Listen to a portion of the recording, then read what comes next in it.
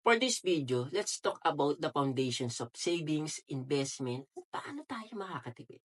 Kabayan, yung pinaka-basic na dapat nating matutunan ay yung pag-track ng pera natin, yung money flow. Kailangan nating makalculate yung pagpasok at paglabas ng pera sa atin. Diyan papasok ang pagbabudget. Planuhin natin, gumawa tayo ng mga ng monthly rules o yung monthly budget. Alamin natin ang ilang mga money rules tulad ng 50-30-20, 40-30-10, or yung tinatawag na 70-20-10 rules sa pag-iipon. Mag-check tayo kung ano yung magiging fits na rules sa pagsasave natin. Walang ibang formula kundi ang pag-control sa pera na meron tayo. Mahalaga ang disiplina. Sa paggastos, mahalaga na track natin yung spending habits o para maiwasan natin yung maging magastos at yung mga unwanted expenses.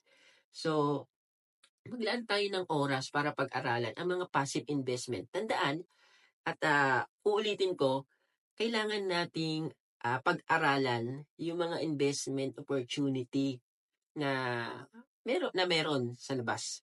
So, yun, meron tayong tinatawag na stock market, mutual funds, bonds PH or bonds, real estate, pag-ibig MP2, and let's put your savings into action through investment.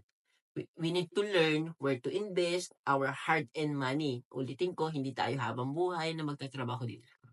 So, magkaroon tayo ng savings goals. Even there's a sales or discount, we need to stick to our plan. I have a list of we need to have a list of priorities and spend wisely. And I want to add also yung lifestyle.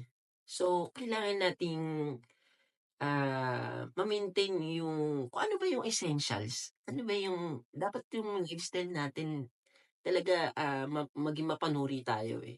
Ito bang bibilin ko? Ito bang talaga bang needs?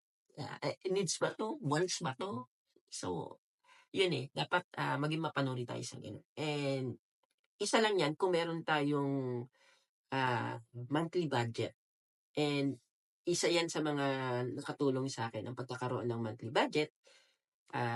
Ayun, naging disiplina at mayroong priorities sa mga ginagastos. So, yun lang. Maraming salamat.